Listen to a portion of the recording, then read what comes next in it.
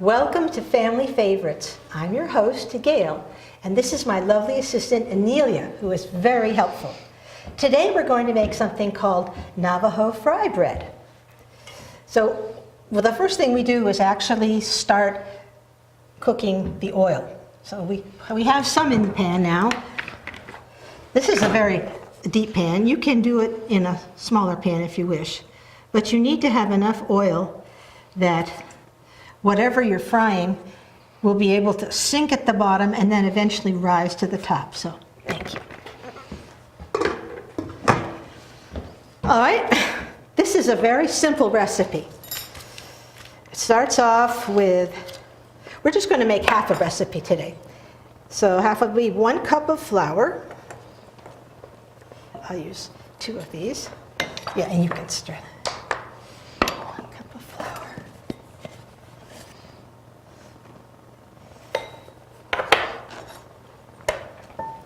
And half a teaspoon of salt.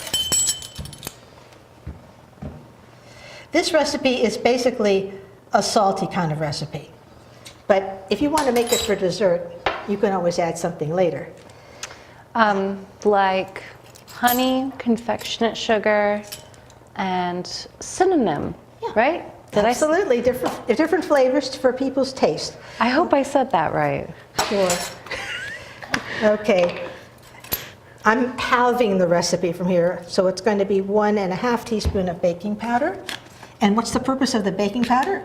To rise? Absolutely. Yeah. We don't want flat bread. All right, so just stir the dry ingredients in, and this will be half a cup of water. It's nice to add warm water because it sort of starts the process. Very basic ingredients. It gets sticky too, very quickly. So Gail, how did you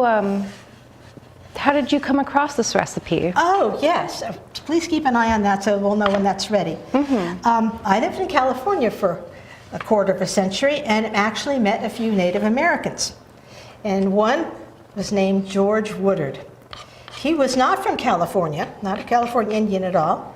He was from the Midwest, a Sioux, in fact, a Sioux Menominee. And he was an activist, and he liked to go to Washington and speak on Native American rights. But in California, he organized lots of powwows. And I went to a powwow, and that's where I met him. And at the powwow, he says, well, you have to try some fry bread. I'd never heard of fry bread before, but I said, okay, I'll try it. And I said, hey, that's pretty good stuff. So he later on gave me the recipe to it. Now, it's been many years, and I've lost the recipe, I'm sorry to say, but I found this online called Traditional Navajo Recipes, and there are 2 different variations of it, but it's very simple. Okay, now we have a nice sticky ball of batter. And the recipe requires you to let it sit for 10 to 15 minutes. Well, I don't want to regale you with Indian stories for 10 to 15 minutes, so we're going to cheat and use some that we have had before. Now, what I need is a little bit of, can you put some flour on this, please? Of course. Nice cutting board. Yes, we'll need it. You don't have to be modest with the flour. You can add quite a bit. And you need to have it on your hands. Now, how was our oil coming? It's just about ready. How will we know when it is ready for frying? Don't we add some water, like flick a little bit of water? Yes. Okay, so here we go. Very carefully. Yes, and you want to stand back. It's not doing anything yet. Okay. No? No, it's not sizzling. So what they want us to do, the recipe says, is to, would you like to roll it out to about 1/4 inch? Yes, ma'am.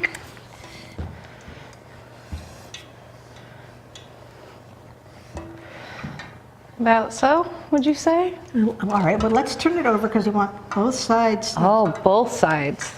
Well, yes, even. I can hear it sizzling in there now. Yeah, it definitely sounds ready. Okay. Oh, we need a knife. Well, I guess we can manage.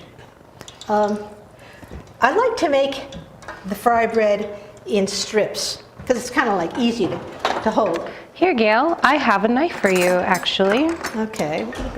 Oh, Here you thank go. You're welcome. See what a wonderful thing it is to have an assistant. Okay, so I'm going to slice it into strips.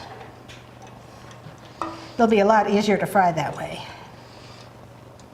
And they look more appealing. Well, I hope so. But you have to decide in advance if you want them sweet, like a dessert, or just salty. Now, how would you store the batter while you're waiting? Can you just leave it out, or? Well, it doesn't require refrigeration, but it would be a good idea to cover it with a towel. You don't want dust or critters or anything getting into it. I stored this just in this plastic baggie. Okay, so now we have these strips. Will you test it once more, please? Yes, ma'am. But carefully. Frying can be dangerous, and we don't want anyone to get hurt. It's not quite ready yet. All right. By the way, don't touch your hair when you have flour on your hands. You got some on your face. Do I? Yes, you do. There we go. Okay. Got to keep fresh. Well, since we have a little bit of time, I'd like to share with you some of my Indian friend's philosophies. His name was George Woodard. I don't know what his real name was as an Indian. He would tease people and say, well, back home they call me Chief Big Nose. Well, I don't think his nose was super big, and he wasn't a chief, but he certainly did take care of all the Indians that he met in the South San Francisco Bay Area. One year, he invited my husband and me to a Thanksgiving feast held by Native Americans. I felt so embarrassed, some of these people are certainly not as well off as we are, but I felt it'd also be rude to say no. So we did go. But he used to say, if you've ever seen a buffalo nickel, on one side of that buffalo nickel is the silhouette of a Native American. He says, there was no one model for that. No one Indian posed for that. It was a composite of what a white sculptor thought the Native American should look like. He also hated the green strips that are in between lanes on highways or streets around our area, around San Jose. He said, that isn't real grass. It may look nice to the white man, but he says, it does nothing to improve the environment. In fact, he said, I'd like to take the white man who invented that and hold him by the scruff of his neck and push him down there and let him breathe all that so-called greenery. But he wasn't a bitter person at all. And when the squaws were out doing the circle dance, he made me get out there too. I thought, this is ridiculous. I don't know what I'm doing. White people are coming to see Indians dance, not me. So I was very pleased and honored to have George Woodard as my friend. Okay, how is that coming? I think this just might be ready, but always test it because you never really know. That sounds ready. Okay, it sounds ready. Now where's our... This is where you stand back. I'll use this slotted spoon. Now, also in line with safety, you don't drop it in, because that's going to come back and hit you in the face. Add each strip slowly, and it'll start off on the bottom. Now, Gail, how would you know that these are done? Oh, well, they'll come to the top, you turn it over when they're both nice and brown, like these. So, add it slowly.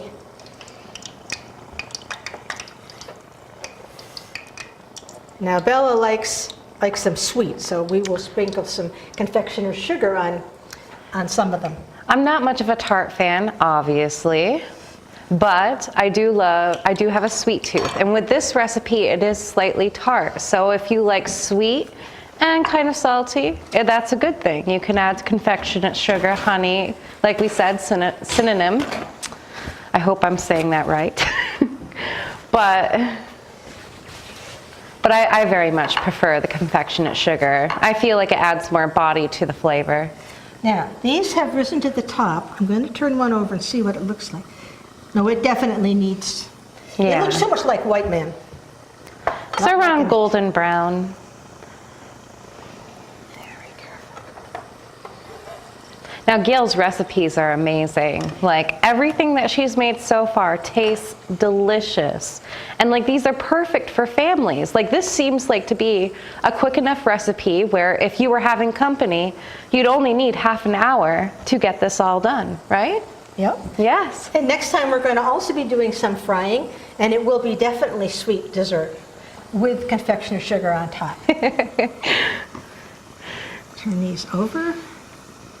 They're not cooking as fast as they did when we practiced.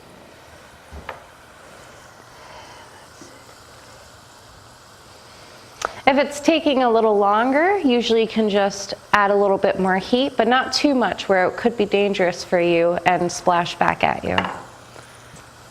Well, we're talking about Native Americans. I have a little bit of time. I wanted to mention another one I met, whose name I can't even remember now. But he told me, he spoke to a class that I was in, not just to me. And he held out this wolf pelt. And he passed it around, and we felt it was so supple and everything. And he said that this pelt had been cured, if you want to use that term, by his grandfather. And he said, you know, white men, they take the scrapers, and it's so much work, and they just stretch it too hard, and they sometimes put a hole in the pelt. He says, we do it the easy way. And these are real Native American secrets he was sharing with us. We hang the pelt near a wasp's nest or a bee's nest. And those insects are very interested in getting all the tannins and the gristle. And we just let the little critters eat, and we don't have to work hard at all. And after a few days, the pelt is perfectly cured. And he said, and it's as supple as the day it came off the wolf.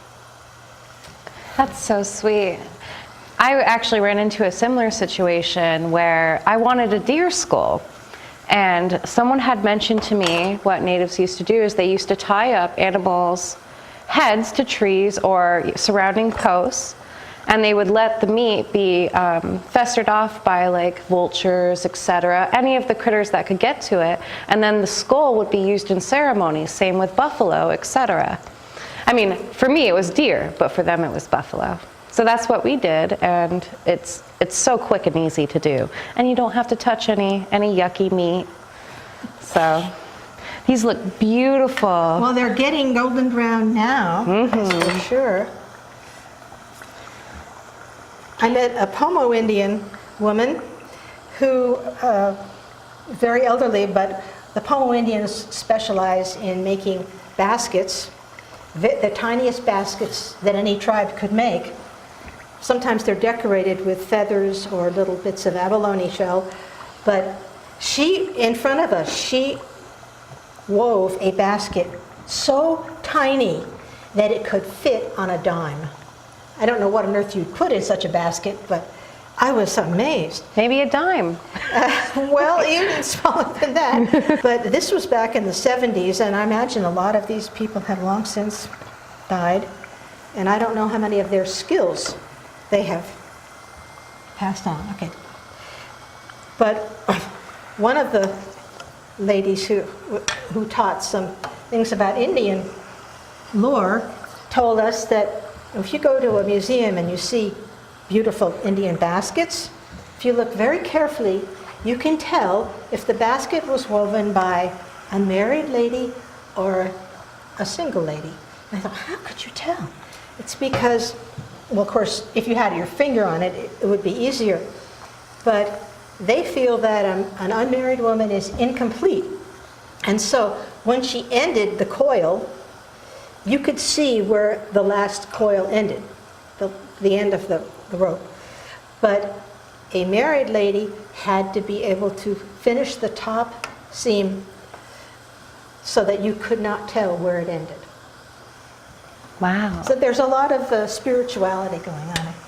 Hey, that's coming great. I know, right? They look beautiful. Look at that. So gorgeous. Of course, it isn't just looks, it's taste. Now this looks kind of, whoops, oh, that was just oh, okay, that isn't one. So we got the last 4. Now, I'm sure if you have children, and if you want to share this recipe with them, you could use cookie cutters, shaped cookie cutters, to throw in here. And, it's fun for kids to eat something with cool shapes and designs. And if you want just a little button, and it goes.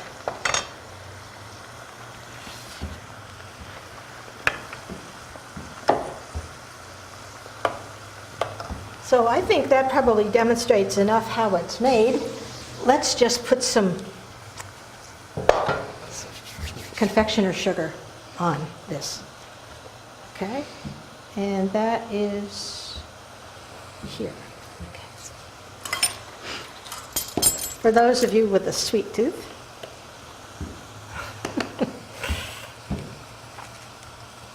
Gorgeous. So you can have it for dessert, which is a combination of salt and sugar, or just like this when it's cool. It's very handy to walk around, if you're at a fairgrounds or the powwow and chomp away on it. I think many Indian tribes have a version of fry bread, but I happen to learn from a Suma Nominee. Okay. Well, I think that does it for today. Everything but the sampling. Can we, please? Okay, well let's turn this off because we don't want to leave the stove on there, and that will. Okay, we're going to sample one. This is sweet and salty. Very good. Very chewy. With the confectionate sugar, I feel like it balances the taste more. Very nice. Right. Okay. Honey. Yep, you could dip whatever you want over it or into it. And we thank you. So we hope to see you again when we will be doing another frying project. Date fritters. Ooh, can't wait. Promised you it's sweet. Okay. Happy frying. Happy frying. Bye.